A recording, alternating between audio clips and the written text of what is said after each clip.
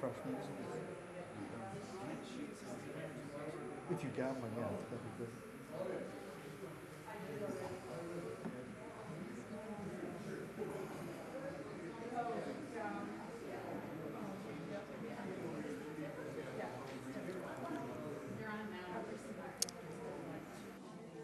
Good evening.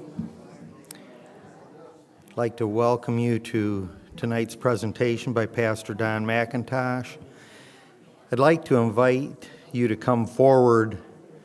The good thing tonight is the high dollar seats are open and they're available. You do not have to upgrade your ticket. You can come down without upgrading your ticket and come close. And I guarantee you that Pastor Mackintosh won't bite, so you'll be safe to come down. So come on down. And I know a lot of you by name, so I can call names if you don't come down willingly. So this weekend we're very fortunate to have two knowledgeable and wonderful speakers, Pastor Don Mackintosh and Dr. Neil Nedley. I've known them longer than some people here have been alive. I never thought I'd say that I have heard my dad say in the past. But yeah, I actually, Dr. Nedley went to school down in the Troy area with my in-laws. And I remember several years ago I went to Dr. Nedley's training for a depression seminar up at Great Lakes Adventist Academy.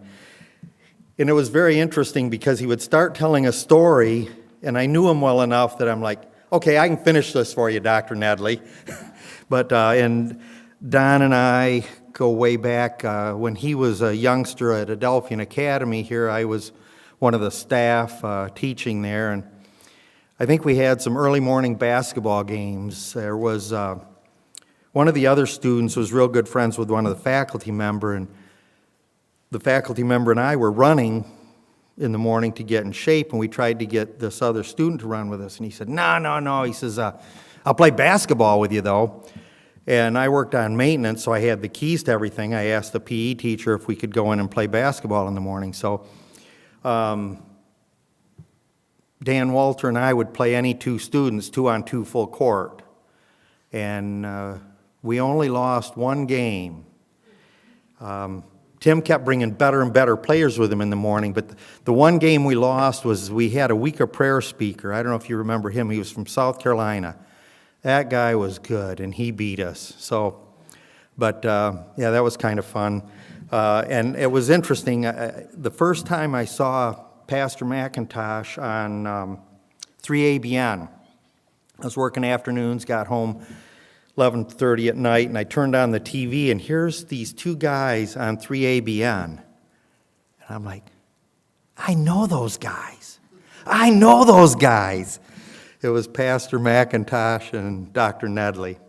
So again, we really appreciate you coming in and sharing some information and knowledge with us. We have a meeting tonight, obviously, another meeting tomorrow night, and 2 meetings on Saturday morning. There'll be a refreshment later on this evening, and tomorrow's topic is dealing with negative thoughts. And I don't know how close you are to Dr. Nedley's part in depression seminar, but it's amazing at how our negative thoughts impact us. One of the exercises in the old depression seminar was to go, I think it was 21 days without saying anything negative. And if you did, you had to start over again. So, so it's amazing at how our attitude affects altitude. So I look forward to that. And then Saturday morning, Pastor Mackintosh has choice and health, and then Dr. Nedley has 2 roads Saturday morning. So again, we welcome you and look forward to you.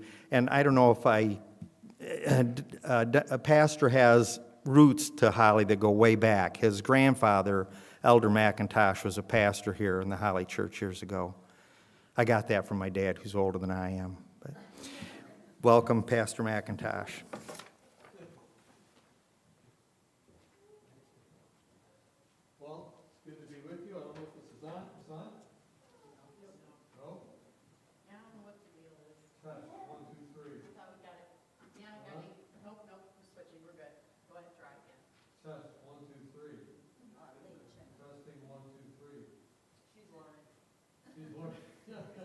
Well, it's good to be back in Holly.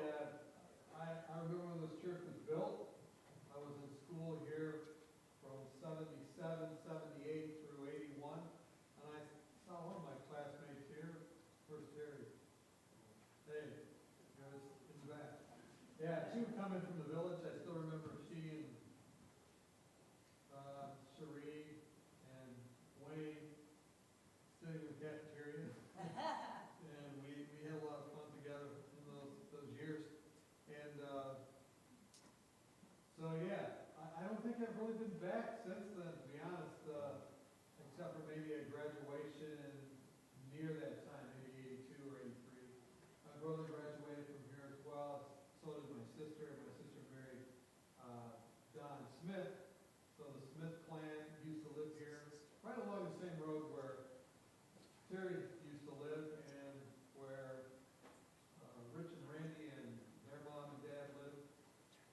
So, yeah, a lot of memories here. And then Terry actually contacted me about the alumni get-together, which is going to be this Saturday night over in, I think, Union Lake.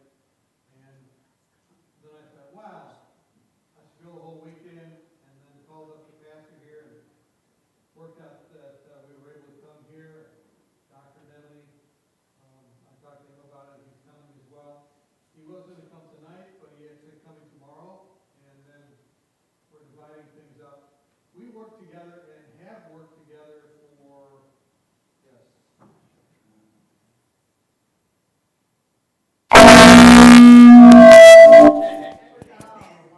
Okay.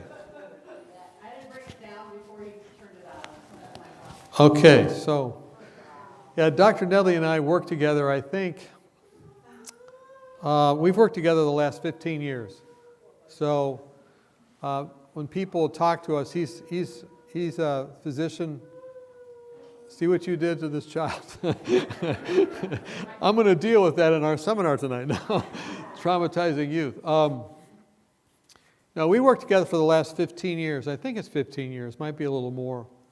15 years in the Depression and Anxiety Recovery Program. And then out in California, I was involved with a small college that had shut down. It actually had closed down, and I felt that it shouldn't have closed down, and so, some others felt that as well. And so we started that college back up again, and I realized we needed someone who was both a medical doctor and had an interest in education. And I thought of my friend Dr. Nedley, called him up, and he then came and became the president. Now that is a fully accredited, actually, university. It offers graduate degrees, and it's accredited by the same agencies that are accrediting Stanford and all the schools out there, Pacific Union, La Sierra, Loma Linda. Same accrediting body accredits us. And that's quite a milestone. Also, it's boutique, unique, it's small, but it has a nursing program, a business program, a theology program, a psychology program, and then it has a couple master's degrees and an education program. So my two daughters who are in university now are going to school there. My young son James is not in university, but he's here protecting his mother. This is my wife, Luminitsa, Lacrimura, Constantinescu, Mackintosh. Don't try and say that. And she graduated from Cedar Lake, but would you still accept her to come over here? So that's just a little introduction. And you know, we work with people from around the world that come to our depression and anxiety programs, and literally from everywhere around the world. And we see amazing things happen where people's lives are transformed. And I wish I would have known what I know now when I went to school at Adelphian. I wish there were the same resources that there are now. I'll mention that a little bit. But tonight I thought we'd start out with looking at the greatest need of all. And this is, you know, one of the greatest needs we see in our work there as well. So let me just have an added word of prayer here and we'll start. Father in heaven, Lord, thank you tonight where I can come back here to this very seminal place in my life from the past. Bless us tonight as we think about the greatest need of all. In Christ's name, amen. You know, they look at kids and they see that, or adults, I guess, and they see some struggle that have what are called adverse childhood experiences. You ever heard of this term, ACEs?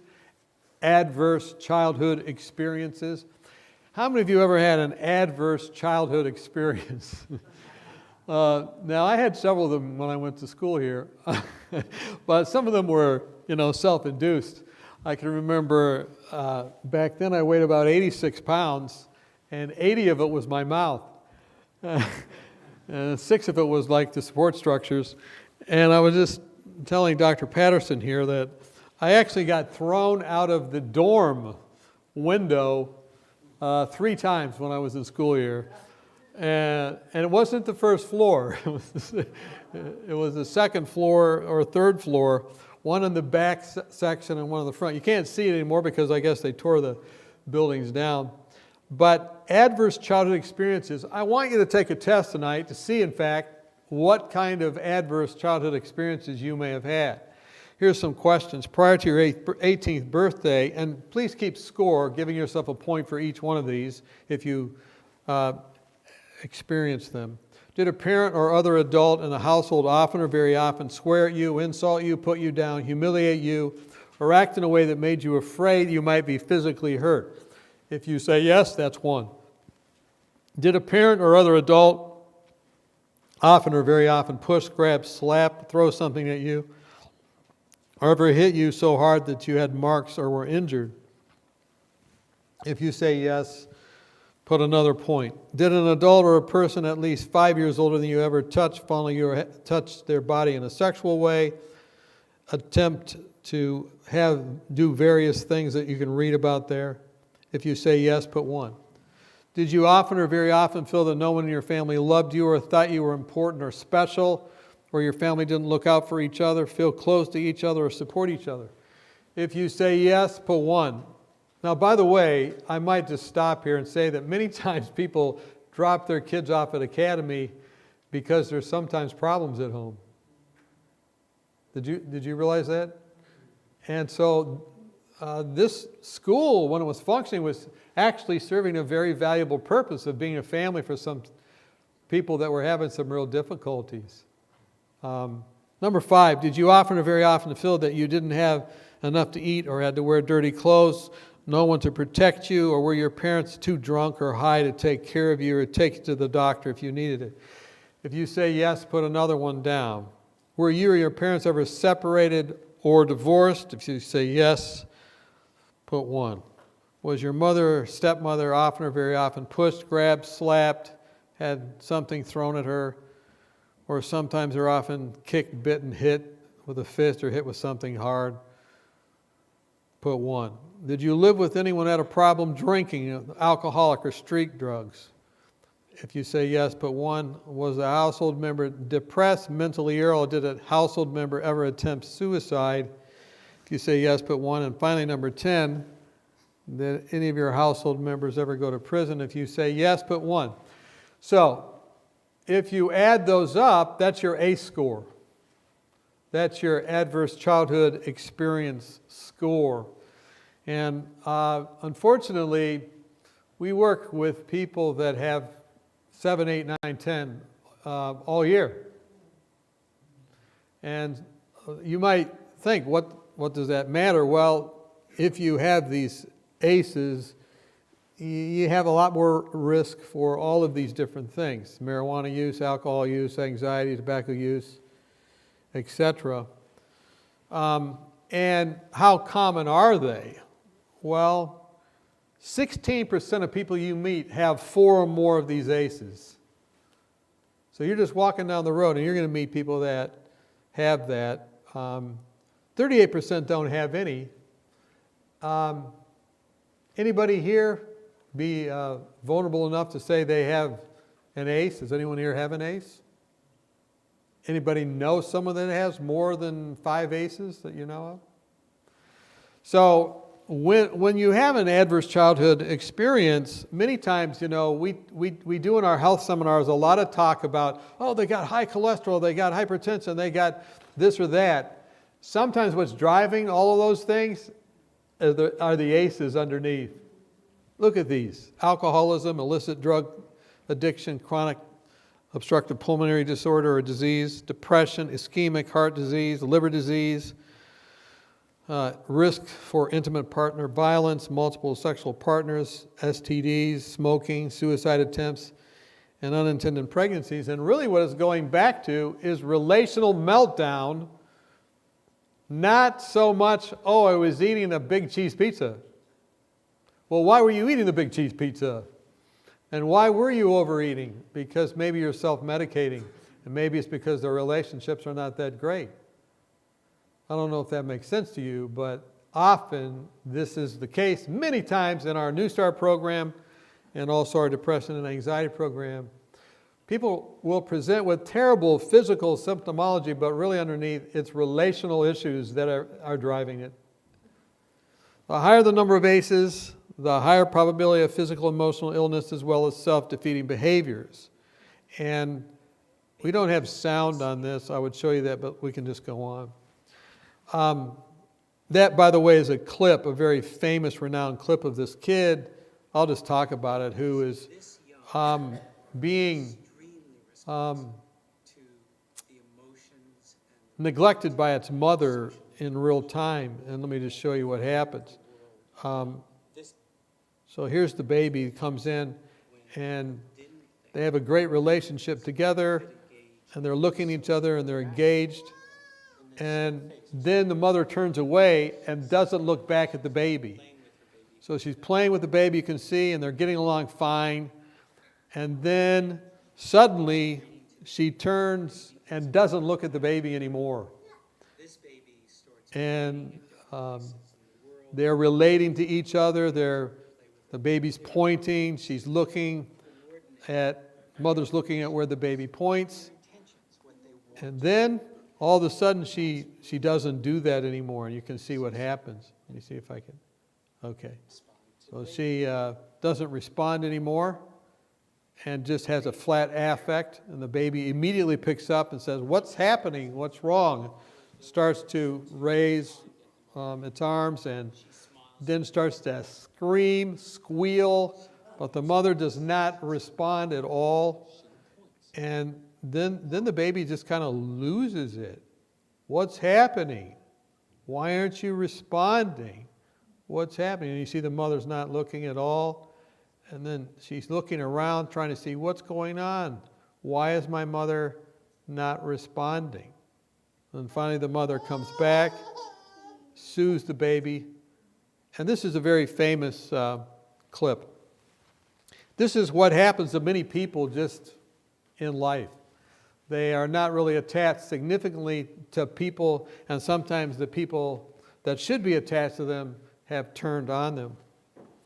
And some 50% of Americans have significant attachment wounds as a result, and such people have difficulty forming lasting relationships.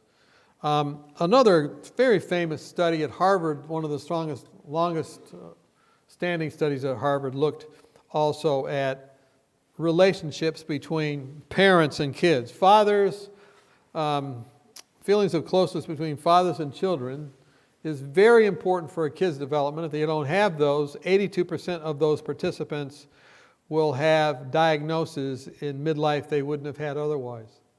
If you're not close to your mother, 91% of those participants, if they don't perceive themselves as being close to their mother, have serious illnesses in midlife: coronary artery disease, high blood pressure, duodenal ulcers, alcoholism.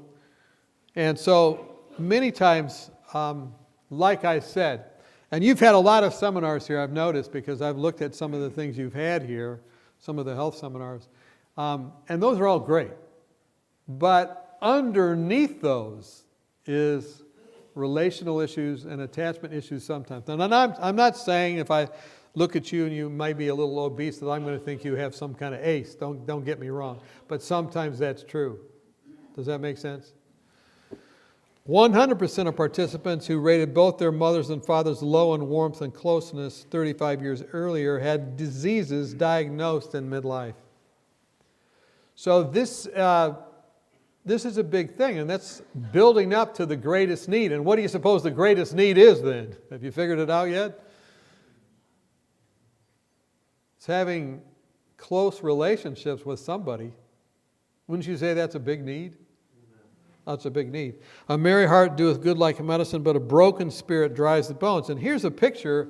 This is not the bones unless you're bone-headed. This is someone's head. And you can see the ventricles. You can see this area here on the right where the brain is just completely deactivated. It's not working at all. It's like it's shut down. And that's someone who's had all kinds of ACEs. Now, it's almost like their brain shuts down because it can't deal with the pain. And that's the picture. Here's another one. Extreme neglect versus normal. So it has physiological impact as well. Do you remember these folks? The Turners, right? And Tina wrote a song, What's Love Got to Do with It? I'm not going to sing it for you. That might cause some attachment disorders right there. But what's love got to do with it? What's love but a secondhand emotion? Who needs a heart if a heart can be broken? And she had a terrible relationship with Ike. He mistreated her. But it's not unlike relationships many people have. And so you can see this minimizing of love, saying, hey, I don't need it, but you do need it. You can sing about it all you want, but you do need to not only have, but also, receive, but also extend love. The triumph of experience the men of the Harvard Grant Study, another study at Harvard.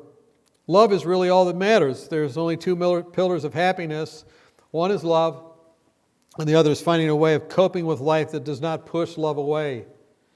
Now, sometimes people that have had ACEs, they push all kinds of people away from them. So having love or not pushing it away. The only thing that matters in life, according to the study, is relationships. A man could have success in his career, money, good physical health, but without supportive, loving relationships, he won't be happy. Happiness is only the heart, cart, love is the horse. And it's it's about more than money and power. I work with a lot of very rich people that come to our programs from around the world. And it's not unusual for me talking to a multimillionaire or a billionaire. I've talked to billionaires that have attempted suicide 4 or 5 times. And they tell me the same thing. What they tell me is, I got to the top of the hill, but there's nobody there. I got to the top of the mountain, but it's empty. You can have everything and have nothing. And that's the point. Acquiring more money and power doesn't correlate to greater happiness. We found that contentment in the late 70s, that's the age 70, not 1970s, was not even suggestively associated with parental social class or even a man's own income. In terms of achievement, the only thing that matters is that you are content with your work. And one of the people in the study had the lowest rating for future stability. He previously attempted suicide, but he didn't give up. At the end of his life, he was one of the happiest because he spent his life searching for love, and when he found it, he didn't let go. So what do you suppose the greatest need is? It's attachment. It's love.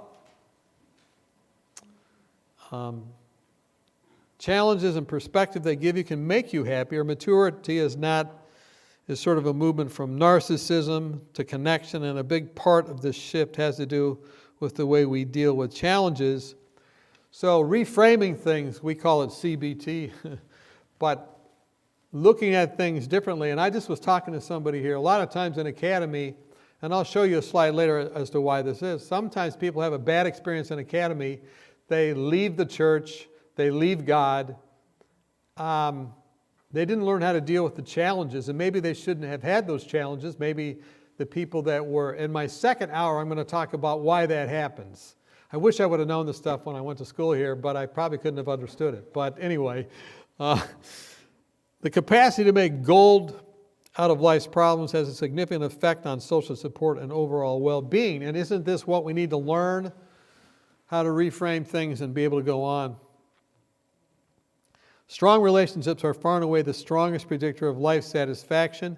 Feeling connected to one's work is far more important than making money or achieving traditional success.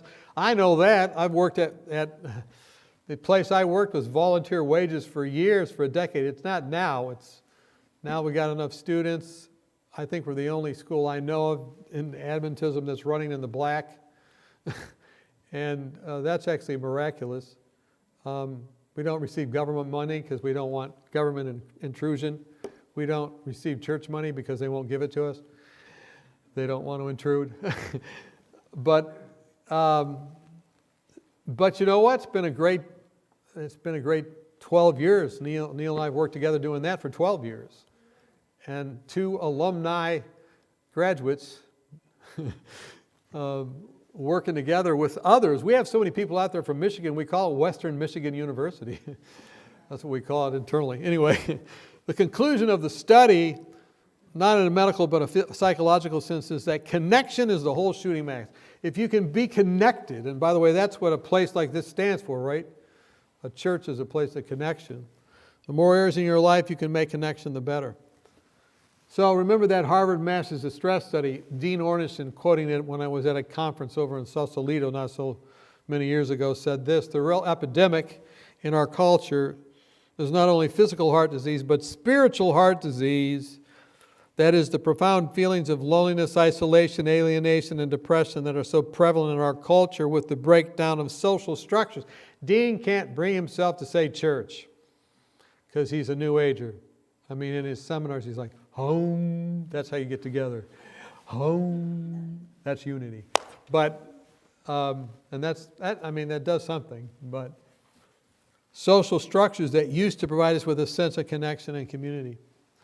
So, as a result of this, people get so low that they try and get high. They're looking for love in all the wrong places, and they want dope, is what I mean.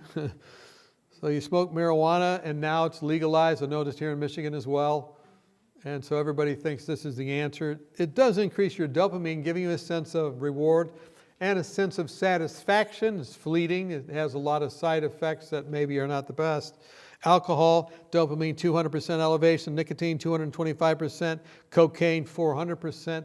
Crystal meth, 1,000%. But the brain cells are blown out if you do that. And those brain cells will die. I used to work in Benton Harbor, Michigan, in a trauma center there, and in a drug center as well. And they called it chasing the ghost. After you do meth once, it kind of blows your brain, and you can never ever have the feeling again. But they keep trying to get that feeling. And then, of course, so you don't feel left out, fatty, sugary foods increase it by 50%. This is the gateway, my friends. That's why we're going to have refreshments in the middle here. So anyway, the dopamine awards. Then of course, digital media as well. Every single time you click on something or visit something or you get a like on your Instagram or whatever, that is a little hit of dopamine as well. And we're kind of dopamine junkies, aren't we? But really, is a Facebook friend really that close? I mean, I did connect with some people here through Facebook and Messenger, but I mean, I don't know if it's the best if you can actually be closer. So let me make a switch now. The Lord is nigh unto those who have a broken heart and save those that be of a contrite spirit. I believe that there's a God, and I didn't always believe that. When I left academy, I left God. I became actually a disbeliever, an unbeliever, and actually became an atheist for a number of years. And it was because of distortions in my mind that came from, I wouldn't call them aces. Well, maybe I would, but they wouldn't have been, my parents were great parents, but they certainly happened during those ages. And I took a turn away from God because I thought he was the problem. But he actually was part of the solution. So he healeth the broken in heart, binds up their wounds. Now, just a slide before I go a little further here and tell a little testimony maybe about from here at Adelphian. You see this, this slide on the top is when you're a teenager, on the bottom is when you're an adult. I don't think I have a laser pointer here. You guys have a laser pointer? Oh, right down there. Is this a laser pointer? Or maybe it doesn't work with mine. Let me see if this turns on. Yeah, okay. So look, this is adolescent. You see the prefrontal cortex, the striatum, which is kind of the gear shift of the brain, and the amygdala is where you get afraid of something. But look at this. The adolescent, the frontal lobe takes this many milliseconds to kick in. Kicks in down here. But what kicks in first is this midbrain area. Okay? So in other words, if you're talking to a kid, this area is working big time, and this area is not. Their frontal lobe is not working as rapidly as the adults. That's why they get a driver's permit before a license. That's why you can't be a congressman until you're 27. That's why you can't be a senator until you're 35. That's why you can't be a president until you're 35. And even then, sometimes they act like kids. Right? Now look at this. Here's the adolescent. The emotions kick in first, the midbrain, and then the frontal lobe later. I wish I would have understood that when I was a kid. This is why it is so important how you relate to kids, because they will totally get stuff wrong. They will see you because of this. What happened? All right, it worked while it worked. They will see your facial expression. They'll think you're angry when you're just concerned. They think you're mad when you're just wondering. That's why you have to talk to a teenager, not just look at them. You have to explain what your facial expression means. And some of us have a problem with the flexation of the muscle buccinator in the state of partial contraction. And you know what that is. It's a sneer. Okay, look at here's your buccinator muscles in the state of partial contraction. And if you do just one, that's the universal sign of contempt. And I used to do this in church, and my wife would say, "Honey, your face is sending a terrible message." I didn't realize till I read it in a textbook. Then I believed my wife. So you have to. Anyway, was this a helpful slide? So when I was in academy, this was happening big time here. Big time, this idea of this not working and this part working. And so I was out of whack, man. My mind was not functioning at a high level, and I got estranged from my dad specifically. Some of you know my dad, and you know his dad. My dad was a very strong individual, but my dad also had a head injury. He got hit by a train when he was 7. So my dad's frontal lobe had been damaged when he was 8 years old. He got hit by a train. My frontal lobe wasn't working. 2 frontal lobes together like that's not good. And so there were some misunderstandings, and my dad actually dropping me off at the academy here, he said, "I'm very happy to be dropping you off." He actually told me that. And I was very happy he was dropping me off too. Because I didn't understand him and he didn't understand me. I understand him a lot more now. And he's actually a hero of mine now. Because if you get hit by a train and have to take all kinds of seizure medications your whole life and still stay married to the same lady, and actually I'm an Adventist pastor, how many think being an Adventist pastor might be traumatic? Nobody except me knows this. I've been a pastor now for 30 years, 40 years. I know that this is true, right? So Now, I totally understand it. Back then I didn't. And I was here, very vulnerable, many good people here at this academy. I'll come back to this in the second hour, but actually, I would say some of the people here at this time of my life actually did a lot to save my life at that time. Does anybody remember these people at all? This is Norm Wilson and his wife, Mary. She's deceased now. He's married again, lives in Georgia. I Facebooked him earlier today. He might, if there's live streaming, he might be watching tonight, but I said I'm going to mention him. But he and his wife kind of stepped up and became family for me when I was feeling estranged. Whether or not that was the right perception, I think it was a wrong perception, but they stepped in big time, and that meant all kinds. That meant everything. How many of you ever had someone step in when other people you were estranged from them? Has that ever happened with you? And how many of you have ever helped someone else by stepping in when others stepped out? This is so important. This is so important as we've seen based on our studies that we looked at tonight. And then, of course, my mother. Does anyone remember my mother? This is my mother. Anyway, she died from COVID December 1, 2 years ago. 2 years ago? Almost 2 years ago. And I would say she also saved my life.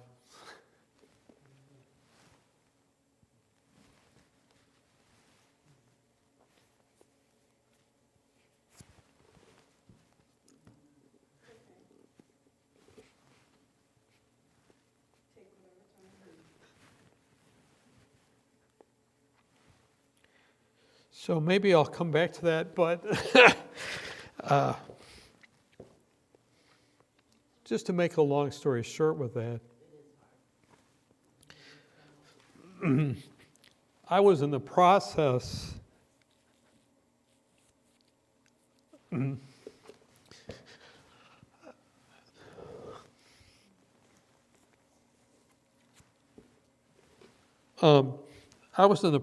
of actually ending my life, and I called my mother, and she, I didn't tell her what I was doing, but she said to me, "I'm so happy you called. I hadn't talked to her in 6 months." And I said, "Why is that, Mom?" And she said, "Because for the last 3 days, I've felt like someone's trying to kill you." And I said, "What? Who's trying to kill me?" Well, I knew who was trying to kill me. And I was an atheist at the time, right?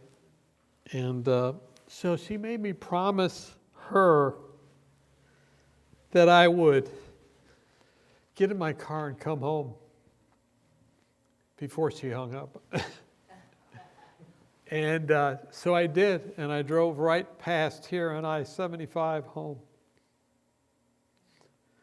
And on the way home, I made an interesting connection. You know what the connection was? There's got to be a God. Because how did my mother know what I was thinking? So it wasn't in Michigan, it was near Toledo. If anything good could happen in Toledo. But I pulled off I-75 and I sang for the first time, "Jesus loves me, this I know." And it was true. I knew God had intervened. So I want to contend that those connections that were made there were very important. Thank you. It's my first wife, my ex-fiance. We all live together. I would say those were very important. Would you say those were important connections? I could tell you others from academy years that were very important connections. I didn't realize it at the time. But it's so important to begin thinking about what maybe is going on in someone's life, or maybe be connected with God so He can tell you.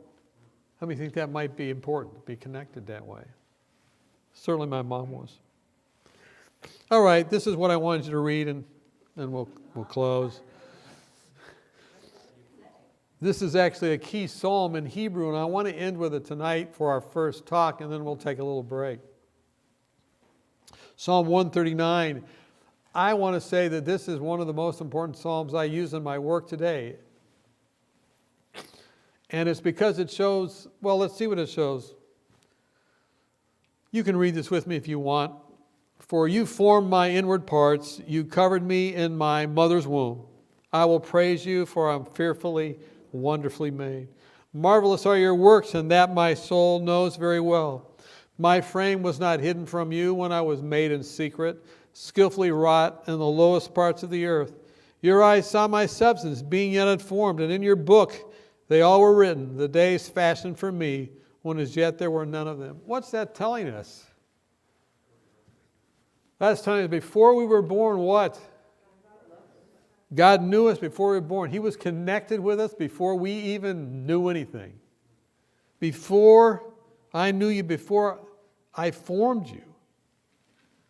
So look at that person next to you and say to them, God formed you. And if there's nobody sitting by them, just tap them on the shoulder and say, God formed you. Let's go on. Oh Lord, you have searched me. You know my sitting down and my rising up. You understand my thought afar off. You comprehend my path and my lying down, and are acquainted with all my ways. For there's not a word on my tongue, but behold, O Lord, you know it altogether. You have hedged me behind and before, and laid your hand upon me. Such knowledge is too wonderful for me. It is high, I cannot attain it. What's this telling us? Not only He fully formed you, He what? He fully knows you. He knows your thoughts. He knows your anxieties. Wow. Look at the next one. Where can I go from your spirit? Where can I flee from your presence? If I ascend into heaven, you're there. If I make my bed in hell, behold, you're there. If I take the wings of the morning or dwell in the uttermost parts of the sea, even there your hand shall lead me, and your right hand shall hold me. If I say, surely the darkness shall fall on me, even the night shall be light around me. Indeed, the darkness shall not hide from you, and the night shines as the day. The darkness and the light are both alike to you. What's this saying? Not only did He fully form you, not only did He fully knows you, He fully follows you. He followed me everywhere I went. Now, when I ask people, clients, and I give clients or people I'm counseling, I give them this psalm to read. I'll tell you what I do in the next hour, how I assess people now. I think you're going to find it fascinating. If you don't find it fascinating, I'm going to find that fascinating. But anyway. But I tell you what, people need exactly what I said. Their greatest need is love and connection. And I have them read these verses on their own, and I just give them this assignment. But after they read these first three things, I put it in this order. He fully forms you, He fully knows you, He fully follows you. I asked them this question.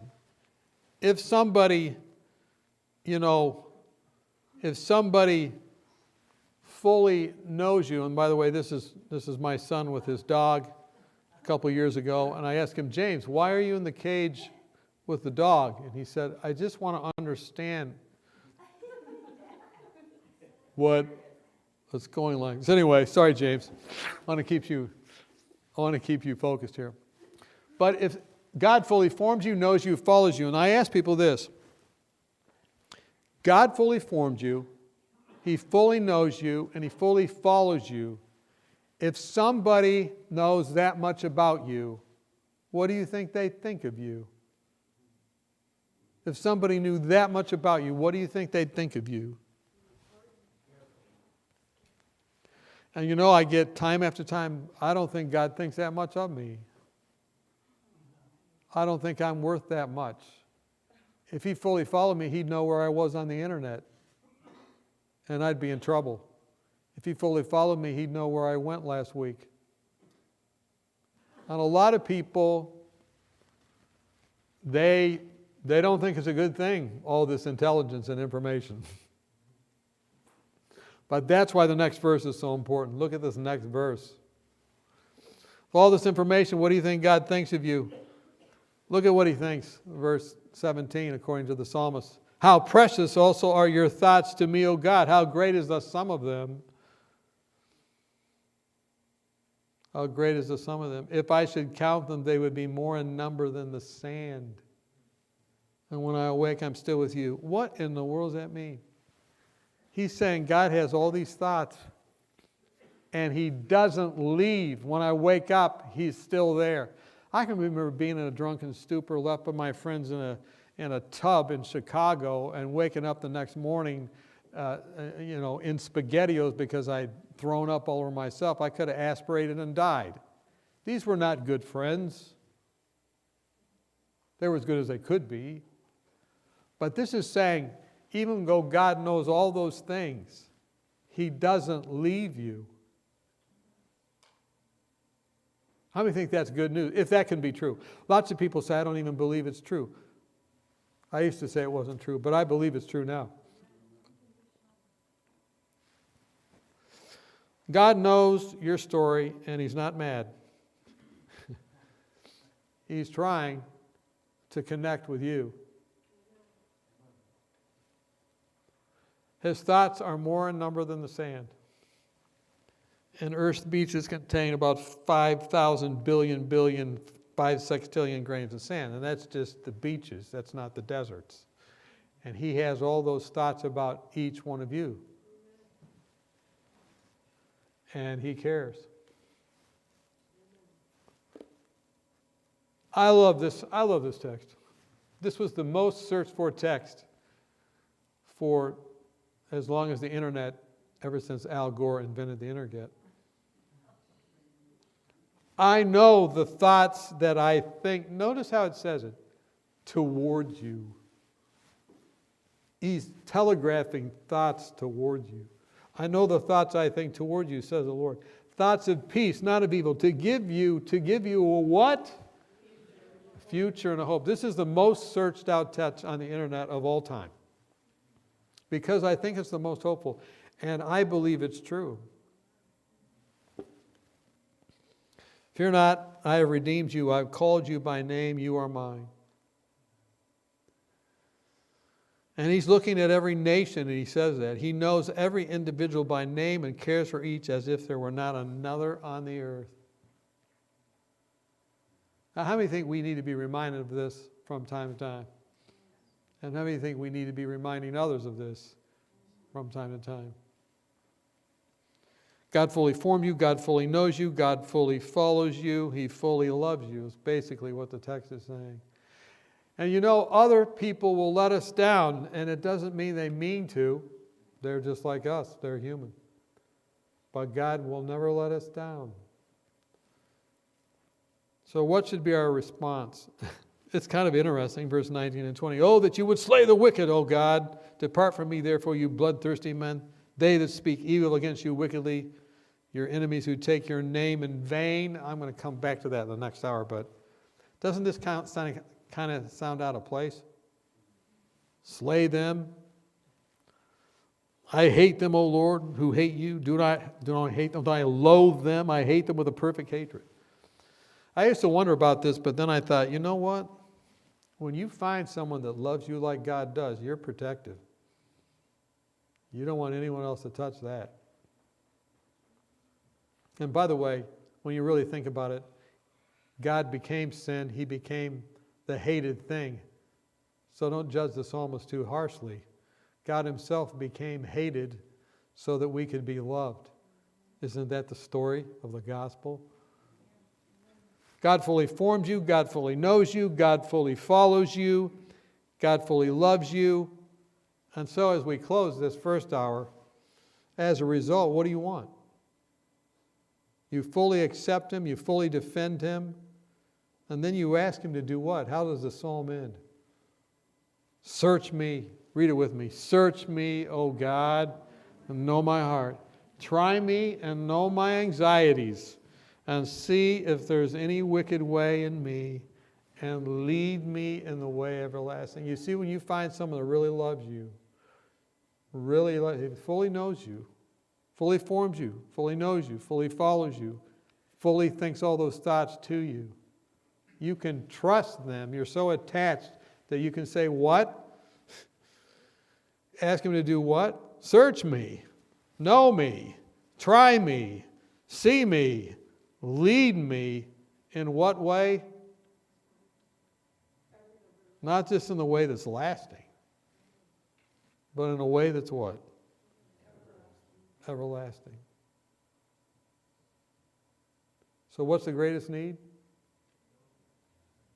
It's love. It's connection. And behold, what manner of love the Father has bestowed on us, that we should be called sons of God. That's the purpose of the church. Sons and daughters of God together. Even though we have baggage, even though we've been lawless, even though we've not loved, even though we've envied and murdered our brother, even though we love only in word or tongue, he still wants us to come and be in community with him and one another. And that's why the love of God is greater far than tongue or pen can ever tell. It goes beyond the highest star and reaches to the lowest hell. The guilty pair bowed down with care. He gave his son to win. His erring child he reconciled and pardoned from his sin. Well, I think I'm going to leave it there. I think do they have something here, some refreshments for us, and then we can take a little break. And when we come back, I want to build on this. How many think we should build on this? I wrote a book that just came out a couple of weeks ago, actually, called The Law and Its Logic, Where Christians and Atheists Agree. And I want to show how this ties with that when we come back. I think you'll be intrigued. It's basically a crystallization of the work I've been doing with Dr. Nelly for the last 10 years. I sat down last year and I just wrote it out. It just flew out, and it took me a while to get it published. But I want to give you an overview of that. Would you be interested in that? How many think you need some nourishment before you do that? So why don't we take a break? I don't know where it is that you eat. Go out the door and then to the left, and then we'll come back and we'll start about 15 after here. 15 after. So let's take a little break. And I'm happy to talk to anyone about